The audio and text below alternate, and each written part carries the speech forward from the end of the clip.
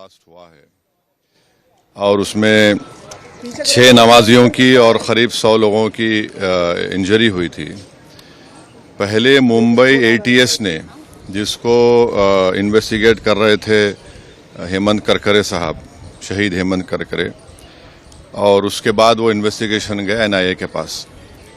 अब इसमें इन्वेस्टिगेशन बहुत गलत हुआ। दूसरी बात यह है कि 17 साल के बाद कोर्ट ने तमाम आरोपियों को एक्विट कर दिया। हमारा पहला सवाल मोदी सरकार से और महाराष्ट्र की बीजेपी सरकार से ही है कि जिस तरह वो लोग अपनी बेचैनी का इजहार किए थे और ऐसा लग रहा था कि उनके जिस्म में कोई बहुत बड़ी चीज छुप चुकी है, वो सुप्रीम कोर्ट भागकर मुंबई के जो ट्रेन ब्लास्ट में उन्होंने सुप्रीम कोर्ट भागे थे, सुप्रीम कोर्ट को गए, वहां पर जाकर उन्होंने उस जजमेंट पर स्टे लिया। मेरा पहला सवाल यह है कि क्या टेररिज्म के ऊपर इनकी हिपोक्रेसी होगी अगर वो सुप्रीम कोर्ट नहीं जाएंगे? क्या वो सुप्रीम कोर्ट को जाएंगे? दूसरा यह है कि मिलिट्री ग्रेड आरडीएक्स वहां पर इस्तेमाल हुआ, ये एनआईए ने अपनी चार्जशीट में कहा। अब ये मिलिट्री ग्रेड आरडीएक्स इस्तेमाल हुआ तो फिर ये कहां से आया? भाई 2006 का बॉम्ब ब्लास्ट मालेगांव का 2 हुए, 2006, 2008। 2006 में आपने मुसलमानों को पकड़कर खूब पीटा, मारा, वो डिस्चार्ज हो गए। किसने किया वो? अब 2008 का ब्लास्ट फिर किसने किया? और तीसरा ये याद रखिए कि अगर साध्वी प्रज्ञा ठाकुर की मोटरसाइकिल पर ही वो बॉम्ब रखा गया आरडीएक्स मिलिट्री ग्रेड, और एनआईए ने कहा कि उनके पास नहीं था, वो 2 लोगों के पास था, रामजी कलसांगरे जो अभी तक गायब हैं, तो फिर ये हमको समझ में नहीं आ रहा। फिर मुंबई में जो ब्लास्ट हुआ था 1991 में, उसमें भी एक महिला के नाम पर एक वो गाड़ी थी, क्या बोलते हैं आपके, मारुति वैन थी, जिसको ना चलाने आता था, उसको आपने कन्विक्शन दे दिया। ये हमको समझ में नहीं आ रहा। हाँ, सुन तो लीजिए ना। अरे भाई, आप लोगों को इतना तकलीफ क्यों होती है? अरे आप नहीं, आप खुल के बोल दीजिए कि आप अरे सुन तो लीजिए ना। आपको बड़ी पेट में दर्द क्यों हो रहा है? अरे ऐसा लगता है तो फिर अपनी बात कर लीजिए, अपने आकाशवाणी कर लीजिए। 2016 में रोहिणी सालियान ने क्या कहा था? मैंने नहीं कहा कि उन पर प्रेशर डाला गया कि वो सौंप जाए उसके ऊपर। फिर 2017 में चार्जशीट में एनआईए डालती है, साध्वी प्रज्ञा ठाकुर का नाम नहीं था उसमें। तो ये सब जो चीजें हो रही है, इसका अकाउंटेबल कौन है?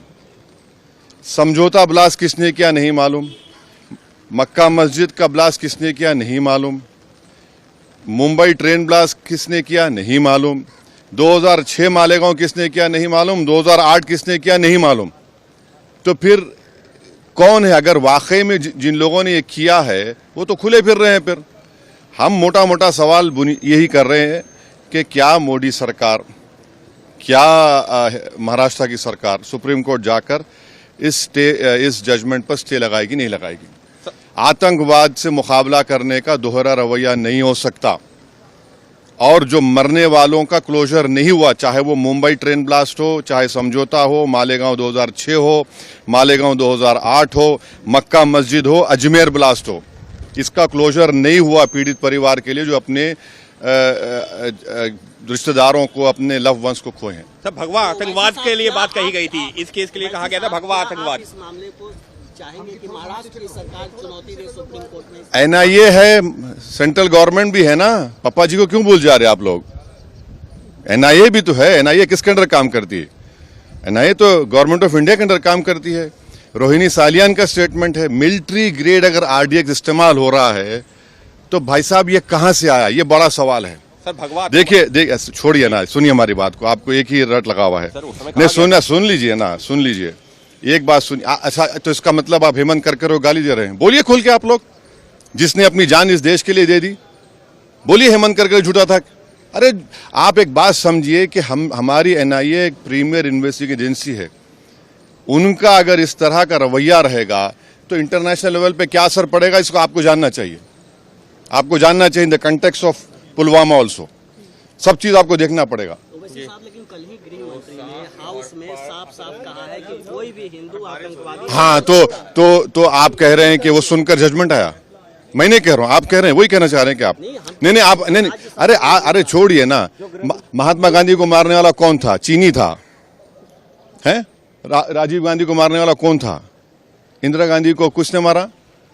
सब छोड़िए ना, आप लोग बहुत हम बोल सकते। ये हम आपको कह रहे हैं कि क्या भारत सरकार, मोदी सरकार, क्या महाराष्ट्र की सरकार, वो जो लोग मरे हैं, चाहे वो ट्रेन ब्लास्ट में हो, आपने चले गए सुप्रीम कोर्ट जाकर रुका दिया आपने, इनका क्या करेंगे?